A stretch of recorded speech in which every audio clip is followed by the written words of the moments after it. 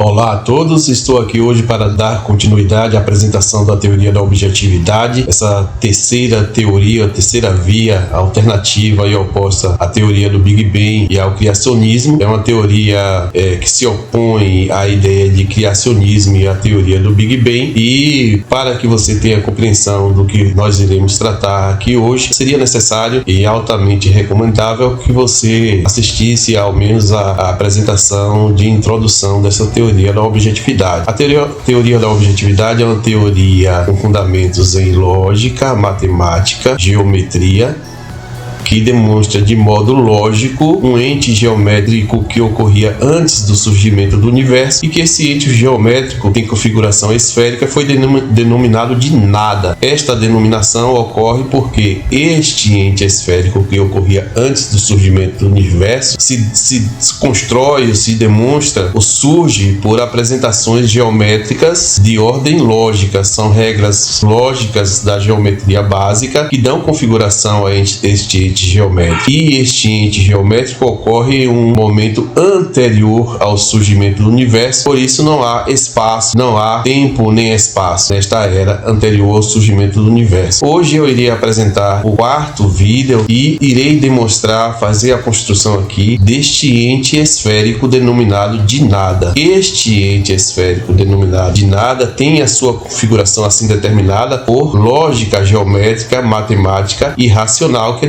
demonstrada na teoria da objetividade. Aqui eu irei hoje fazer a demonstração deste ente geométrico, que ocorre inicialmente a partir da aplicação de uma equação que a teoria da objetividade denomina de equação existencial. Essa equação trata da aplicação de uma sentença matemática a partir de uma lógica desse entendimento de nada anterior ao surgimento do universo. Então, se eu tenho um ente anterior ao surgimento do universo, eu posso adicionar uma unidade a este ente anterior ao surgimento do universo e ele continuará como nada. Assim como eu posso retirar uma unidade deste ente geométrico e ele continuar sendo nada. Então, esta sentença matemática forma uma igualdade, uma equação escrita por n mais 1 igual a n menos 1, ou seja, o nada, ou este ente esférico mais uma unidade, é igual a este nada, ou este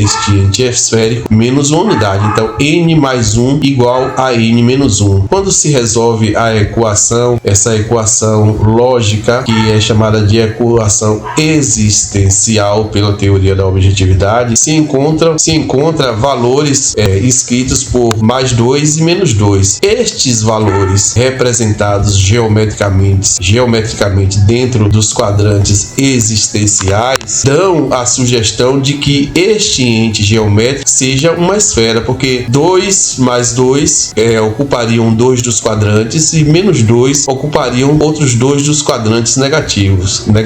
Então, a figura da esfera surgiria escrita por n mais 1 igual a n menos 1, com o valor do conjunto verdade igual a mais 2 e menos 2, e cada um desses valores em um dos quadrantes formando um ente geométrico configurado em uma esfera. E aqui um entendimento muito importante, porque a teoria da objetividade considera que o espaço é quadridimensional e os entes geométricos contidos no espaço são entes geométricos quadridimensionais, ou seja, todo ente geométrico, e aí a teoria tem uma série de argumentos lógicos, geométricos e matemáticos que demonstram porque todo ente geométrico possui 4 dimensões e não apenas 3 dimensões, como é convencionado na matemática padrão humana. Além dessas 4 dimensões do ente geométrico em si, há que se considerar que, na teoria da objetividade, tempo e espaço são a mesma entidade. Não há diferença, assim como os modelos padrões da matemática e da física humanas consideram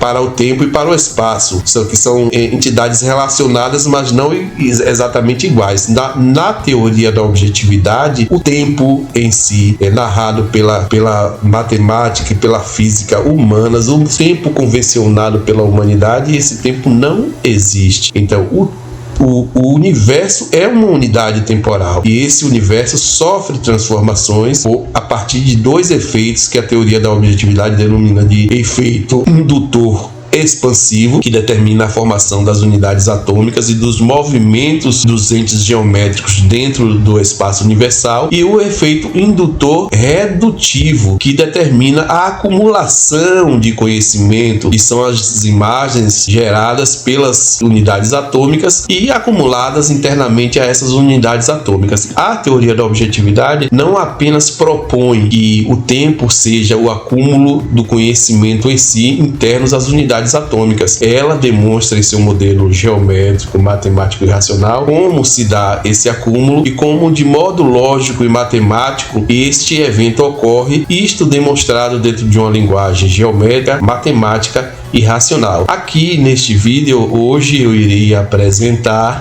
a configuração deste ente geométrico denominado de nada, ou seja, este ente geométrico que a teoria da objetividade narra, ele não é apenas uma sugestão ou uma proposta, ele é uma demonstração de uma linguagem geométrica, matemática e racional. Então, esta demonstração da construção dessa geometria será apresentada hoje nesse vídeo aqui, que eu espero que vocês acompanhem até o final. E é importante destacar que não existem duas formas diferentes de se chegar a um ponto esférico inicial anterior ao surgimento do universo. Então, o que hoje será aqui demonstrado é uma construção lógica, é uma linguagem geométrica e matemática que se impõe, porque qualquer civilização universal que tenha narrado este ente esférico irá fazê-lo de modo semelhante, para não dizer igual, ao que esta teoria da objetividade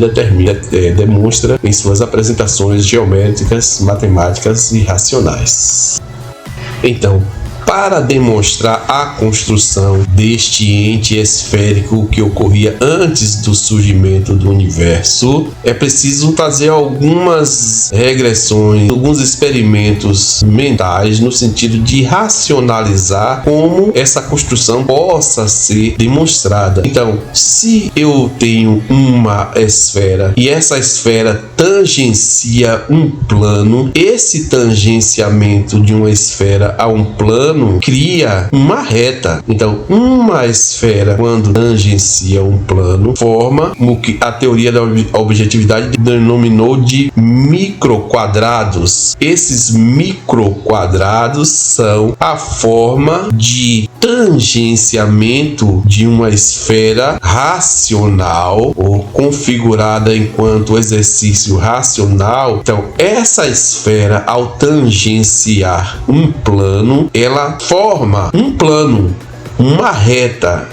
Esta reta, ou seja, esta marca da esfera no plano, a teoria da objetividade demonstra como um microquadrado. Então, se você tem uma esfera e você pinta essa esfera com uma tinta e você encosta essa esfera com essa tinta fresca ainda em um plano, em uma parede reta, esse toque dessa esfera irá formar uma figura geométrica que a teoria da objetividade denomina de microquadrado. No avançado decorrer da apresentação da teoria, verifica-se que, ou chega-se à conclusão de que esta reta que é formada por esse toque da esfera no plano não é um quadrado em si, e sim uma forma circunferencial. Mas a teoria, por motivos lógicos, demonstra essa parte do toque da esfera racional ao plano como um microquadrado. E esse microquadrado também se impõe como forma necessária porque é o modo possível de se demonstrar uma construção que é esférica e demonstrar como essa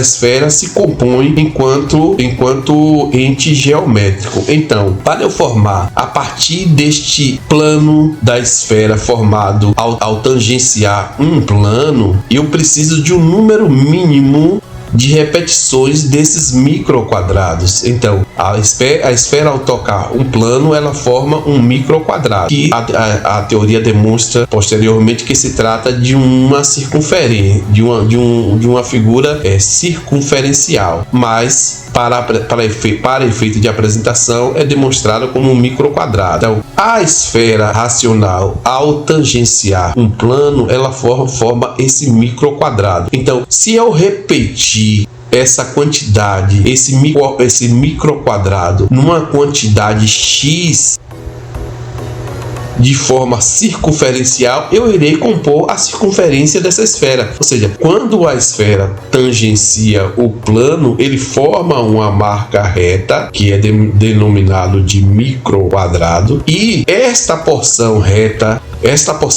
repetida n vezes ou x vezes irá formar a circunferência dessa mesma esfera. Então, esse é o exercício racional e necessário que se faz para se chegar à esfera mínima e perfeita que ocorreu no nosso universo. Porque, veja bem, toda e qualquer esfera, ao tangenciar um plano, ela forma um plano reto.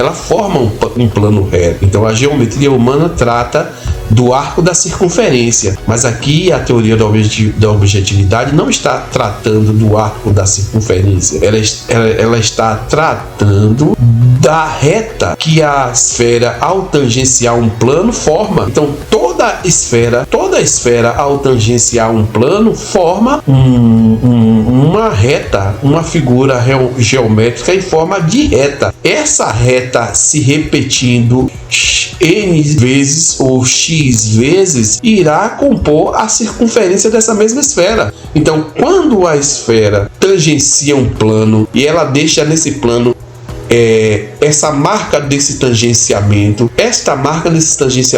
é uma porção mínima reta dessa esfera. Então, eu posso encontrar a circunferência dessa esfera juntando várias dessas marcas do tangenciamento da esfera no plano. Então, é esse o exercício racional, geométrico e matemático que a teoria da objetividade faz. E aí a teoria da objetividade encontra ente geométrico configurado por 64 partes retas que podem compor a circunferência da esfera primordial, mínima e eterna. Então, este ente geométrico que aqui se apresenta é compatível com o que o físico e ganhador do Prêmio Nobel de 2020, Roger Penrose, apresentou como cosmologia cíclica ou aeon, que seria uma espécie de ente geométrico que está no início da formação de um novo universo. Então, é isso que a teoria da objetividade demonstra. Esse exercício de chegar a uma esfera mínima geométrica nos dá um ente geométrico que é racionalmente composto por lógica geométrica. Então, se eu, na nossa existência universal, faço o exercício de regressão para compor uma esfera mínima, essa esfera mínima terá que ser composta por 64 partes retas em forma circunferencial, que dão a circunferência total dessa esfera. Então, é isso que será demonstrado aqui a partir da apresentação inicial deste gráfico. Quero então apresentar a equação existencial inscrita por n mais 1 igual a n menos 1, onde n é esse nada no momento anterior ao surgimento do universo, pois se o universo surgiu, ele não poderia surgir de um nada absoluto. Então, considerando a existência de um ente anterior ao surgimento do universo, eu tenho que esse ente seria o nada, pois não há espaço, nem há unidades atômicas existenciais, não há tempo nem espaço. Então esse n seria o nada. Então, se eu tenho um nada e eu adiciono mais uma unidade de nada, ele continua efetivamente como nada. E se eu retiro uma unidade, esse ente geométrico continua como nada. Então, se eu tenho n mais 1 é igual a n menos 1. E resolvendo a igualdade ou a equação na primeira inscrição, nós temos que 0, como resultado 0, é igual a menos 2. Invertendo a igualdade, onde nós temos n menos 1 igual a n mais 1, nós teremos como resultado que 0 é igual a 2. Evidentemente que esta equação e os seus resultados são irracionais do ponto de vista da convenção matemática humana. Então, do ponto de vista da convenção matemática humana, essas equações são equações, em princípio, não factíveis. Porém, entretanto, considerando a necessidade de um ente anterior ao surgimento do universo, essa equação, como a teoria da objetividade narra, é perfeitamente racional. E ela demonstra, em verdade, que este ente que ocorria antes do surgimento do universo possui dois valores como conjunto verdade resultantes dessa equação. O valor de menos 2 na primeira equação, n mais 1 igual a n menos 1, e o valor de 2 quando se inverte a igualdade, quando se tem a equação n menos 1 igual a n mais 1. O matemático e estatístico americano de nome Colin James III realizou uma análise dessa equação da teoria da objetividade, dessa equação existencial, e ele chegou, a partir de suas análises estatísticas, utilizando o método estatístico, que a equação é tautológica, porém o resultado não significa o nada. Diante desses achados e dessa refutação do estatístico Colin James III, eu efetuei uma contestação a essa refutação. Eu fiz uma contestação à sua refutação, afirmando que os resultados auferidos e encontrados por ele estavam corretos, porém a conclusão de refutação que ele fez à teoria da objetividade estava equivocada, porque os valores da equação, os resultados da equação são tautológicos. A equação é tautológica e ele traz a conclusão de que esses resultados não representam nada. Evidentemente que a conclusão dele está correta. Os resultados auferidos por esta equação não significam nada, porque o nada absoluto não pode ocorrer. Então a minha refutação baseou-se nesse fato. Os valores são tautológicos, como ele conferiu, estão corretos do ponto de vista da tautologia, porém eles não representam o nada, porque o nada absoluto não pode ter ocorrido. Se tivesse ocorrido o nada absoluto, não teria condições do surgimento de um universo. Então o nada não é absoluto. Agora, este ente geométrico é representante de uma esfera, ele é tautológico. E ele significa o nada porque ele ocorre antes do surgimento do tempo e do espaço. Não há tempo e não há espaço durante a sua era. Então ele é um ente geométrico, estático, perfeitamente lógico do ponto de vista matemático, pois ele é tautológico, porém ele não pode representar a existência. Ele tem que realmente, de modo lógico, significar o nada, pois ele ocorre no momento anterior ao surgimento do universo, com seu espaço e com sua contagem temporal. Distribuindo-se esses valores encontrados no resultado do conjunto verdade desta equação existencial, nós temos a figura abaixo. A figura, evidentemente, é uma figura plana, porém retrata a construção de um ente que é esférico, pois ocupa todos os quadrantes existenciais. Esses quadrantes existenciais se configurarão como decorrência de um entendimento lógico na configuração do espaço quadridimensional. O espaço não pode ser tridimensional. A teoria da objetividade realiza uma série de demonstrações. O comentário número 9 a essa teoria da objetividade também realiza uma série de demonstrações geométricas e lógicas, comprovando que o espaço é quadridimensional, assim como os entes geométricos contidos dentro do espaço necessariamente são quadridimensionais. Eu não estou me referindo aqui à quadridimensionalidade como é tomado na teoria física,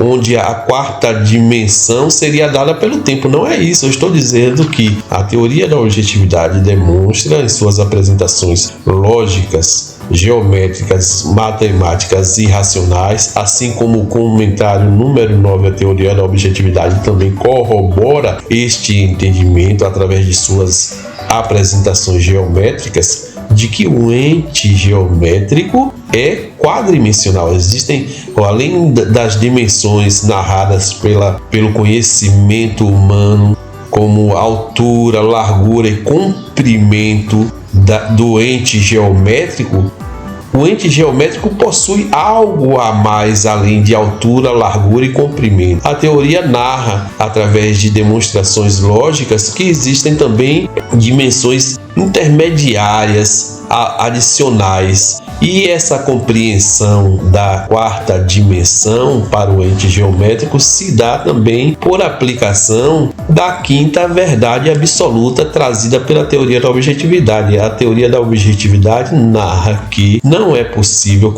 que um elemento exista sem que a um só instante esse elemento esteja sendo observado, ou seja, esteja dentro da frequência de ao menos dois outros elementos. Então, se para um elemento existir, ele precisa estar dentro da frequência de outros dois elementos, evidentemente que, por conclusão lógica, se aduz que é necessário haver mais de 3 dimensões, porque se apenas um elemento é capaz de enxergar 3 dimensões, mas nenhum elemento é capaz de enxergar um ente geométrico em um só instante, sozinho em um só instante, somente 2 elementos distintos podem enxergar o corpo completo de um terceiro elemento. Então, além dessas 3 dimensões narradas pela matemática humana convencional, existe aí uma dimensão adicional em referência à geometria desse ente geométrico. E, como eu disse e repito, a teoria da objetividade traz argumentos lógicos, e esses argumentos lógicos, essas apresentações geométricas da teoria da objetividade são narradas também, são confirmadas e corroboradas pelas apresentações do comentário número 9 à teoria da objetividade, onde se demonstra, através de uma linguagem geométrica, argumentos lógicos, matemáticos e geométricos que demonstram e comprovam que todo ente geométrico possui 4 dimensões lógicas espaciais. Além das 4 dimensões que todo ente geométrico possui, contido dentro de um espaço que também é quadridimensional, o elemento geométrico, o ente geométrico, possui também uma 5ª dimensão, que é dada pelo campo magnético que todo elemento existencial possui. E esse campo magnético é representativo da 2ª verdade absoluta narrada pela teoria da objetividade. Então, no gráfico abaixo nós vemos esta configuração, onde cada unidade positiva e negativa está representando um dos quadrantes do espaço quadridimensional existencial, onde todo ente geométrico estará aí possuindo também 4 4 dimensões lógicas espaciais. Deste modo, este gráfico, este representante deste ponto esférico, esse ponto de configuração esférica, representa o nada em sua forma ainda antagônica, ou seja, o nada em sua forma ainda contraditória do ponto de vista da existência universal, como narrou lá o nosso amigo Colin James III em sua refutação à teoria da objetividade. Evidentemente que esse nada é contraditório do ponto de vista da lógica universal, pois ele ocorre em uma era onde não há tempo e não há espaço. Porém, este nada é tautológico, é uma unidade lógica e tautológica. Esse antagonismo do nada anterior ao surgimento do universo irá ser quebrado, irá ser superado com a expansão das faces desse ponto esférico, como demonstra o gráfico abaixo.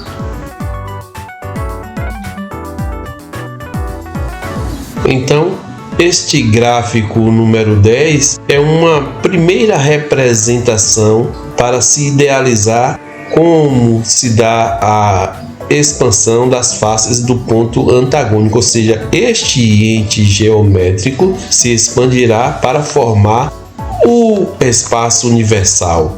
Agora, a questão que irá ser apresentada aqui nesta apresentação da configuração do nada é que estes filamentos que se expandem das faces do ponto antagônico possuem uma dimensão lógica que pode ser determinada através de uma linguagem geométrica e matemática universal. Isso que eu irei fazer aqui agora, apresentar a configuração lógica das faces desse ponto antagônico e os filamentos que daí se derivam. Então, a configuração geométrica circunferencial desse ponto antagônico só pode ocorrer a partir de 64 partes lógicas e retas que compunham a circunferência máxima desse ponto antagônico inicial. Então, apenas 64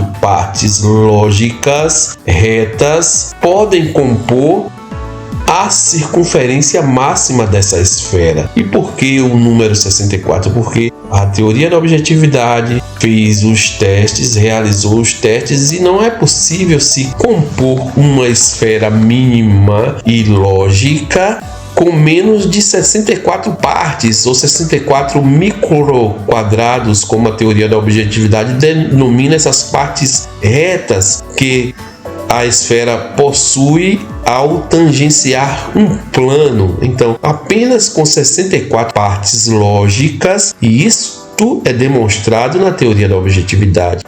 O modelo apresenta como e por que essa configuração da circunferência total do ponto esférico antagônico se configura a partir de 64 partes lógicas, ou seja, 64 partes são as retas lógicas que podem compor a circunferência desse ponto antagônico em seu momento estático inicial. O gráfico número 11 abaixo apresenta essa expansão inicial que os filamentos fazem ou produzem a partir das faces do ponto antagônico. Como narrado, esses filamentos não se expandem em direção a um vácuo, porque na verdade esses filamentos é que comporão o novo espaço, e esses filamentos são dobras do próprio nada, do próprio corpo da esfera matemática e lógica. E isso é plenamente possível do ponto de vista lógico e matemático, porque este ente esférico não possui tamanho lógico, ele não possui dimensão. Por que ele não possui dimensão? Porque não existe referência fora dele. Como disse o físico Roger Penrose, não há massa fora lá do modelo cíclico que ele narra e que é, na verdade, igual ao que a teoria da objetividade propõe. Então, se não há referência externa, se não há massa não há massa externa, e aí a teoria da objetividade considera que não há espaço, porque na verdade essa expansão está criando em verdade este novo espaço. Então, se não há referência, eu não posso determinar o tamanho. E se o tamanho não está determinado, essas dobras ou esses filamentos que se expandem das faces da esfera antagônica, elas são dobras dele mesmo. Elas são dobras desse próprio tempo, então não há expansão para um vácuo ou para um espaço pré-definido. Na verdade, esses filamentos ou essas dobras do corpo do nada antagônico é que irão promover a criação do espaço universal. Esse gráfico número 12 traz o ponto antagônico do ponto de vista de uma perspectiva de demonstração das suas três faces visíveis para o observador. Uma das faces é vista de modo integral e duas faces são vistas de modo parcial. Existe ainda aí nessa perspectiva de um observador uma quarta face que está oculta para o observador. E este gráfico aí, ele reforça o entendimento da quinta verdade absoluta, pois esta verdade indica que um elemento não poderá existir se não estiver contemplado em todas as suas faces ao mesmo instante por ao menos dois outros elementos. Ou seja, este gráfico aí, ele não pode ter existência lógica.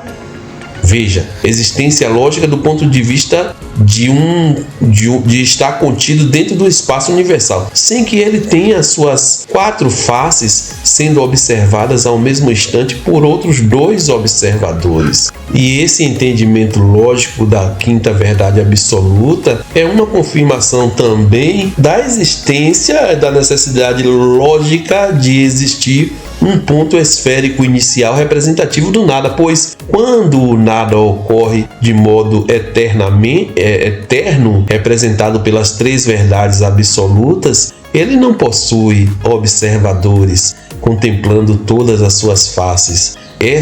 A quarta e a quinta verdades absolutas, elas nascem em geometria posterior a este nada geométrico, a este ente esférico eterno. Então, após o nascimento da quarta e da quinta verdades absolutas, é que se aplicará aí esta questão da observação de um ente por outros dois entes. Os filamentos que se expandem das faces do nada ocorrem, como já foi narrado no vídeo anterior da demonstração do efeito indutor.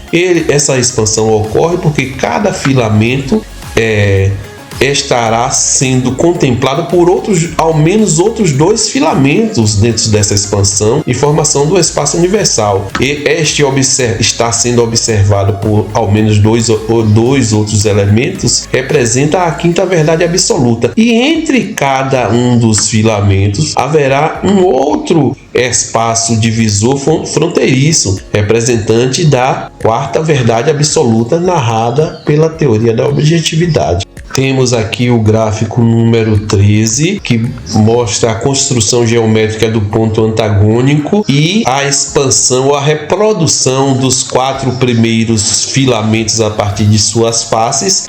Esta expansão ocorre de modo dual, ou seja, o gráfico é um gráfico plano, está apresentando um corte das quatro faces ou das quatro dimensões do ponto esférico e está apresentando quatro filamentos. Agora, a teoria, em sua demonstração geométrica, aduz e faz a comprovação de que estes filamentos que se expandem da face do ponto antagônico, eles se expandem de modo dual, ou seja, a partir de cada uma das faces do ponto antagônico irão se expandir dois filamentos Então, a expansão inicial das faces desse ponto antagônico, criando os filamentos iniciais, ou essas partículas iniciais que comporão o espaço universal, elas ocorrem de modo dual. Então, como são 4 faces ou 4 dimensões, nós teremos aí 8 filamentos circundando as faces desse elemento inicial esférico ou nada. E aqui uma observação muito importante que eu sempre venho repetindo: não é possível existir duas formas diferentes de um universo surgir a partir de uma singularidade primeira narrada como um ponto esférico inicial. Não existem duas formas diferentes de universo ser formado e surgir a partir de um ponto esférico inicial. Então é esse o raciocínio, é esse o argumento lógico que a teoria da objetividade narra e traz e comprova em suas apresentações geométricas. Como eu disse, o ponto esférico, conforme as demonstrações e os achados da teoria da objetividade, necessita e só pode ser configurado enquanto ente geométrico formatado por 64 partes lógicas e retas que componham a sua circunferência máxima, a sua circunferência total. Ou seja, a circunferência máxima desse ponto esférico inicial é composta por 64 partes retas, 64 partes retas que podem tangenciar um plano, considerando que este ente geométrico e esférico esteja em posição estática. Esta figura número 14 abaixo representa essa configuração desse ponto esférico inicial, demonstrando aí as suas 4 dimensões ou as suas 4 faces, e essas faces já estão configuradas com esses micro quadrados aí destacados em preto e em azul, de modo a dar um entendimento lógico de como essa configuração ocorre. Nesta apresentação, nós vemos aí um ponto esférico formatado por microquadrados destacados em azul e em preto, e este ponto esférico inicial está contido dentro de um cubo de igual diâmetro dessa esfera. O gráfico de número 17 abaixo está representando ou quer representar a dimensão do filamento que é derivado da face do ponto antagônico. Então, como eu disse, cada face do ponto antagônico irá derivar 2 filamentos simultaneamente. Porém, esta figura está querendo destacar o tamanho de cada um dos filamentos quanto ao seu comprimento espacial. Então, como se verifica na figura, o filamento representa exatamente 1/4 do tamanho da esfera total, da circunferência total da esfera. Este 1/4 da dimensão da esfera representa a largura de cada uma das dimensões da esfera. Então, quando se tem 4 filamentos em posição circunferencial, se terá o comprimento total da circunferência dessa esfera. O gráfico número 18 trata da construção geométrica do ponto antagônico, onde se tem a visão frontal de uma banda ou 2 faces desse ponto. Este gráfico tem uma importância muito grande porque ele é a primeira representação de uma simetria lógica que esse ponto antagônico esférico possui de modo lógico e matemático. Então, como se verifica, nós temos um ponto inicial inscrito no centro desse gráfico com o número 1. Este ponto número 1 representa a parte mais alta dessa esfera, considerando que essa esfera esteja de modo estático contido dentro de um cubo, esse número 1 representa esse ponto mais alto dessa esfera dentro desse cubo, ou seja, esse ponto número 1 seria uma parte dessa esfera que pode tangenciar o cubo. Como o cubo possui 6 lados, todo cubo possui 6 lados e essa esfera está contida aí dentro desse cubo. Esse cubo narra-se que é imaginário. Esse cubo é um cubo imaginário trazido para dar entendimento ao que se está construindo. Então, estes 6 pontos mais altos da esfera em posição estática, contida dentro desse cubo imaginário, essa esfera tangenciará 6 dos seus pontos a lateral desse cubo. Porque esse cubo é convergente, é do mesmo diâmetro, possui o mesmo diâmetro dessa esfera. Então, esses 6 pontos são denominados de olhos da esfera. 4 dos pontos que tangenciam, que são convergentes, melhor dizendo, são convergentes a esse cubo que contém essa esfera em modo estático. 4 desses pontos são os olhos da esfera e 2 desses pontos são as caudas da esfera. Então são 6 pontos, sendo que 4 desses pontos são os olhos da esfera e 2 desses pontos são as caudas da esfera. Os olhos da esfera representarão o centro de cada uma das dimensões espaciais onde esse ponto esférico está contido, sendo que não há espaço aí, mas esses olhos dessa esfera representarão cada uma dessas dimensões em seus centros, e as 2 caudas da esfera representarão outros 2 centros. Neste gráfico número 18, essa numeração, essa escala numérica quer representar a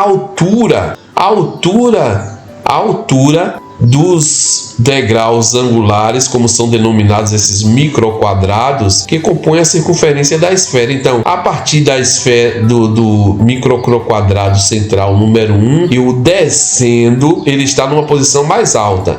Eu descendo na direção leste, eu terei o microquadrado número 2, número 3, número 4, número 5, número 6, número 7, número 8 e número 9. Veja que esta escala quer representar a altura desses microquadrados uns em relação aos outros. Então, o microquadrado número 1, ele é o mais alto, e à medida que a escala vai aumentando de valor, esta altura desses microquadrados em relação ao microquadrado número 1 irá diminuindo. Então, o microquadrado número 1, destacado em vermelho ao centro, é o mais alto, porque ele tangencia o cubo de igual diâmetro onde essa esfera está contida, e o microquadrado número 9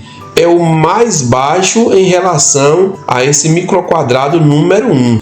Então, a partir do microquadrado número 9, a escala começa novamente a decrescer no sentido numeral, da ordem numeral, porém representando uma altura maior em relação aos olhos da esfera, ao olho da esfera que está tangenciando a partir do microquadrado número 9, nós vemos que a escala muda novamente no sentido decrescente. Então, nós teremos 9, 8, 7, 6, 5, 4, 3, 2. Então, esta escala de 9 para 2 está querendo representar esta variação na altura desses microquadrados em relação ao microquadrado que é convergente à lateral do cubo onde essa esfera está contida. Então, esta lateral leste é convergente ao olho da esfera nessa posição. Nós vamos compreender melhor isso verificando os demais gráficos. Neste gráfico número 20, nós temos aí essa mesma esfera representativa do ponto antagônico inicial numa nova perspectiva. Nessa perspectiva, nós verificamos as 4 faces, ou as 4 dimensões dessa esfera geométrica, e nós vemos ao centro um microquadrado destacado em vermelho, grifado com o número 9. Nesta perspectiva, este número 9 está querendo indicar uma cauda da esfera. A esfera possui, repito, 6 pontos mais altos que tangenciam o cubo de igual diâmetro onde essa esfera está contida de modo estático. Então, 6 desses pontos mais altos tangenciam esse cubo de igual diâmetro. 4 desses pontos mais altos são os olhos da esfera, cada um representativo do centro da dimensão ou da face dessa esfera, e 2 desses microquadrados são as caudas da esfera. E este número 9 está representando uma das caudas visível da esfera. Então, esse número 9 representa um tangenciamento dessa esfera ao cubo de igual diâmetro. Eu não diria nem com tangenciamento, eu digo convergência, porque o cubo é de igual diâmetro. Então, somente esse número 9 e mais outros 5 pontos dessa esfera irão convergir ao cubo de igual diâmetro. Então, este número 9 é convergente, ele é o de maior altura nessa posição e a escala vai decrescendo. Esse decrescimento é significativo de uma diminuição da altura do corpo dessa esfera em relação a esse ponto. Então, o ponto número 9 é o mais alto, porque tangencia o cubo de igual diâmetro. O número 8 diminui um microquadrado, o número 7 diminui 3 e assim sucessivamente. O número 6, o número 5, o número 4, o número 3, o número 2 e o número 1 é o mais baixo microquadrado em relação ao número 9, que tangencia o cubo de igual diâmetro. Esse de número 9 representa a cauda da esfera. Esse microquadrado de número 1, ou a partir desse microquadrado número 1, a escala começa a crescer. Então, nós temos 2, 3, 4, 5, 6, 7 e 8. A partir do número 1, crescendo no sentido leste, na direção do olho da esfera, nós temos essa escala crescente. Então, este número 1 é o mais baixo dos microquadrados em relação ao microquadrado que está vizinho aqui na posição leste desse microquadrado número 8. Então, vizinho a esse microquadrado número 8, a esfera está em posição estática, contida dentro de um cubo de igual diâmetro, ou seja, ela é convergente a esse cubo de igual diâmetro. Então, vizinho a esse microquadrado número 8, e aqui uma coisa muito importante para o entendimento, porque esse microquadrado que é vizinho ao microquadrado número 8, ele não é visível. Ele não pode ser visível por um observador que está observando essa esfera frontalmente, ele não é visível. Então, esse microquadrado número 9 está em um posicionamento que a visão humana não enxerga, considerando essa esfera. Então, somente dois observadores conseguirão enxergar essa esfera por completo, e mesmo assim, esse microquadrado número 9 que estaria, porque nós não estamos enxergando, ele está do ponto de vista lógico, mas dentro da construção gráfica ele não aparece, porque a visão humana não pode enxergar. Considerando aí um teste empírico, realmente, um teste empírico. A visão humana, considerando essa esfera dividida em sua circunferência por 64 partes lógicas, a visão humana não pode enxergar esse microquadrado. A visão humana não pode enxergar, repito, esse microquadrado de número 9, que representa o centro dessa face lateral, que é esse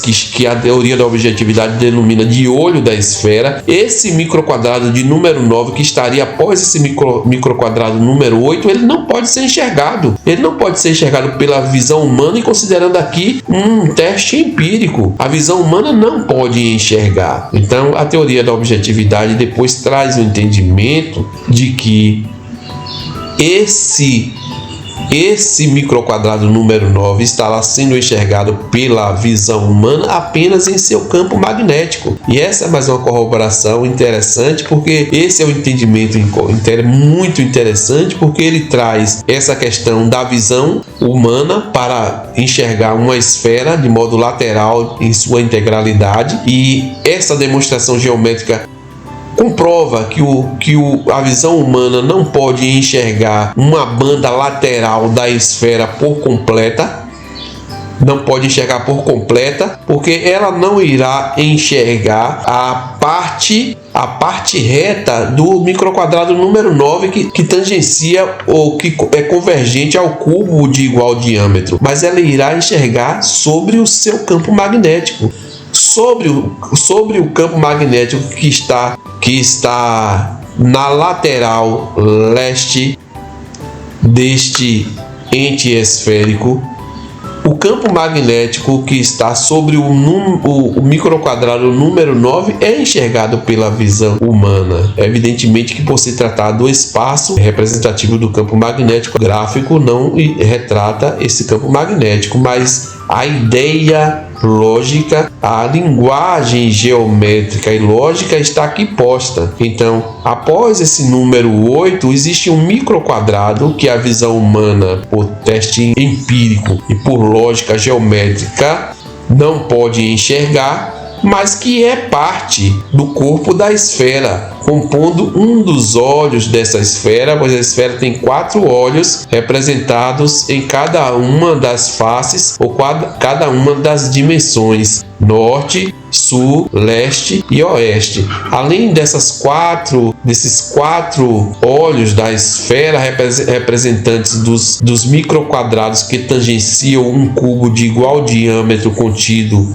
que essa esfera onde essa esfera esteja contida, além desses 4 microquadrados representantes desses olhos, existem ainda mais 2 microquadrados representantes dos polos ou das caudas da esfera, como a teoria da objetividade denomina. Então, esse número 9 aqui ao centro é uma das caudas. Existe ainda uma cauda ou um polo da esfera que está na outra banda da esfera, que a visão humana não pode enxergar, o que não é possível enxergar. Então, são 6 pontos mais altos da esfera que se convergem a um cubo de igual diâmetro, onde essa esfera esteja contida. Então, após esses microquadrados laterais de número 8, que estão na extremidade de cada face da esfera, há um microquadrado não visível de número 9 que representa uma altura máxima dessas faces em relação ao cubo de igual diâmetro onde essa esfera está contida. Então, são 4 faces, ao norte, sul, leste e oeste, que a teoria da objetividade denomina de face posterior, face anterior, face superior e face inferior. Cada uma dessas faces possuem um microquadrado central, que é o olho dessa face ou dessa dimensão, e esse olho que tem o microquadrado de número 9 não visível na esfera, na extremidade da esfera. Esse microquadrado é convergente com o cubo de igual diâmetro onde essa esfera esteja contida de modo estático, pois a existência da esfera antagônica não admite movimento nessa era anterior ao surgimento do universo. Então, logicamente, ela deve estar de modo estático, deve ser considerada de modo estático. Além desses 4 olhos da esfera que narram o ponto mais alto dessa esfera no espaço em relação ao cubo de igual dimensão onde essa esfera está contida, aí a consideração dos 4 pontos mais baixos da esfera em relação a esse cubo onde essa esfera está contida de modo convergente. Esses 4 pontos mais baixos da esfera são as linhas divisórias entre as 4 dimensões. Essas linhas divisórias que estão grifadas no gráfico representativo da esfera na cor amarelo, essas 4 linhas divisórias são denominadas pela teoria da objetividade de linha neutra facial. E a teoria denomina estas linhas dessa forma porque essas linhas neutras faciais, elas pertencem simultaneamente a 2 faces da mesma esfera. Então, os microquadrados grifados com o número -9, os microquadrados grifados com os números -9 representam as menores alturas do corpo dessa esfera em relação ao cubo de igual diâmetro onde essa esfera está convergente em modo estático. Então, esses microquadrados grifados com o número -9, com microquadrados negativos, representam a menor altura do corpo dessa esfera em relação ao cubo de igual diâmetro onde essa esfera está convergente e contida. Então, vejam que a geometria posta dão conta de que essa esfera é perfeitamente simétrica e ela possui 6 pontos mais altos, que são os microquadrados que tem a posição lógica de número 9. Esses 6 microquadrados mais altos representam os olhos, os 4 olhos da esfera, e as 2 caudas da esfera, que são os polos da esfera. E essa mesma esfera possui ainda 4 microquadrados representantes dos pontos mais baixos dessa esfera em forma de reta, que está contida dentro desse cubo de igual diâmetro. Esses microquadrados grifados com o número -9, então, são simetrias lógicas que a teoria da objetividade encontrou, de modo a dar entendimento matemático, dar entendimento a uma linguagem matemática que narra a configuração lógica dessa esfera. E eu repito, se trata de uma linguagem, pois essa esfera mínima, a partir da qual o universo foi formado, ela se configura como a primeira esfera lógica e eterna existente, e essa mesma configuração dessa esfera irá ser aplicada para, a partir do universo total formado, ele formar um segundo universo. Então vejam, quando o universo se forma a partir da expansão do ponto antagônico, este universo estará formado em forma de esfera perfeita também. E essa esfera perfeita se configurará como um ente geométrico lógico sem tamanho determinado. Então, quando o universo se forma, ele surge também como uma nova esfera, a partir da qual ele criará as condições matemáticas, lógicas e geométricas necessárias para que um segundo universo a partir dele também seja formado. Porque quando o universo se forma, externamente a si, não há massa, não há referência, não há espaço, e por isso o seu tamanho não estará determinado. Desse modo, o universo se forma de modo sucessivo a partir do ponto antagônico inicial, se forma de forma sucessiva em ciclos lógicos. Isso aí é compatível com a cosmologia cíclica do ganhador do Prêmio Nobel do ano de 2020,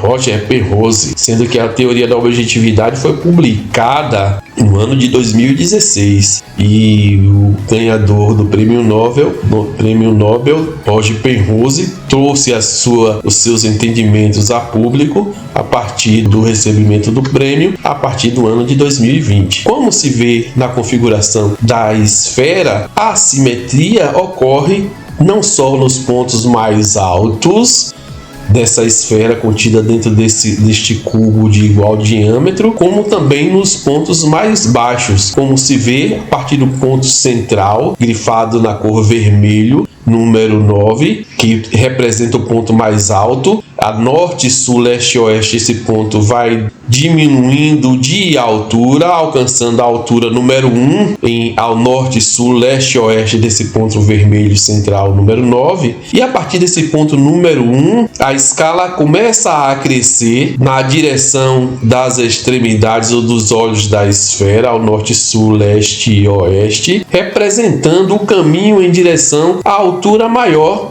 do próximo ponto mais alto da esfera, que são os olhos dessa esfera. Por isso, a configuração da esfera, esses microquadrados param no número 8, porque o número 9, por lógica geométrica e por experimento empírico, não podem ser enxergados por outra esfera de igual diâmetro ou pela observação do olho humano num teste empírico, não podem ser enxergados em sua geometria frontal. Então, na parte mais baixa da esfera, representada pelo número -9, vemos também que há uma escala representativa dessa configuração da altura desses microquadrados. Então, a partir desses microquadrados de número -9, temos uma escala decrescente de 8, 7, 6, 5, 4, 3, 2 e o número 1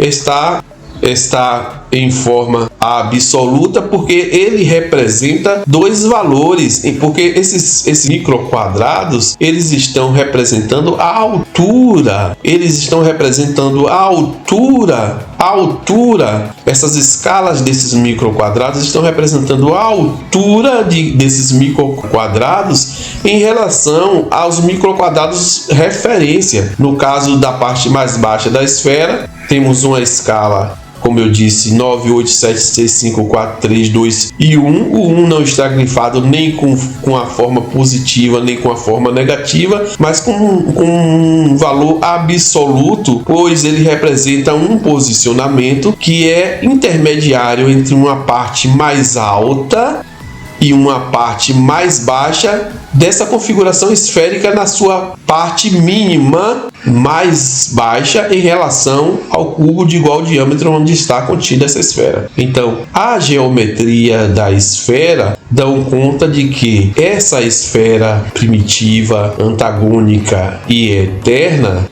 não pode ter duas configurações diferentes, em que pese a teoria da objetividade chegar à conclusão de que esses microquadrados que representam a parte que a esfera tangencia um plano, a esfera ao tangenciar um plano forma uma reta em forma de microquadrado, mas a teoria, por conclusão lógica, chega à definição de que esses microquadrados representativos do toque da esfera num plano ocorrem enquanto circunferência. Esta é a configuração geométrica do filamento quanto à sua parte unitária.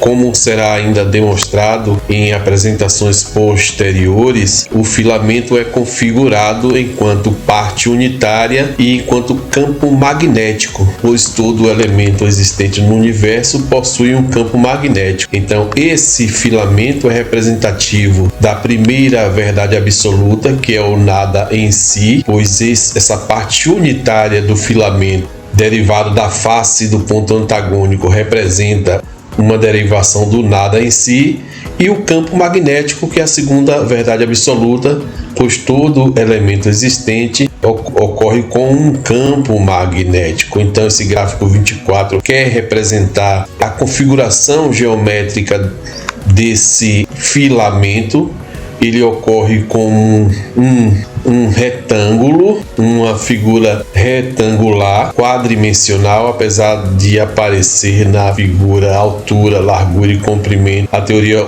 da objetividade considera que todo ente geométrico possui também traços intermediários que não são considerados na matemática convencional e humana e, portanto, todo ente geométrico é quadridimensional. A figura 25 também retrata essa questão da configuração deste filamento, pois demonstra a parte unitária do filamento destacada na cor preto, e este filamento está circundado por esta linha amarela que quer significar a linha de fronteira, que não pertence ao filamento, mas é uma linha espacial representativa da terceira verdade absoluta, pois se todo elemento existe com um campo magnético, quando dois elementos estão avizinhados, existirá aí um terceiro elemento, um terceiro espaço, que a teoria da objetividade denomina de linha de fronteira. Essa linha de fronteira destacada aí na cor amarelo,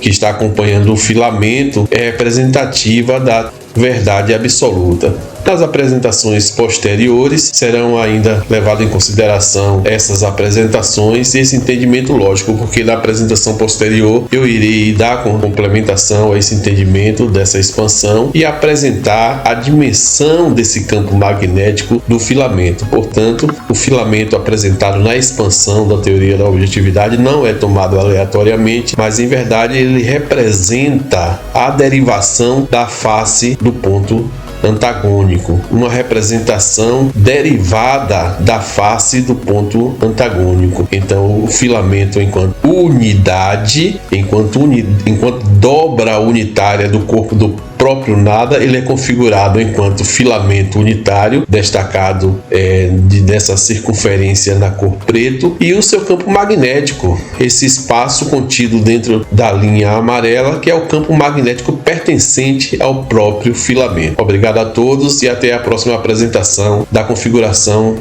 das dimensões do campo magnético desse filamento.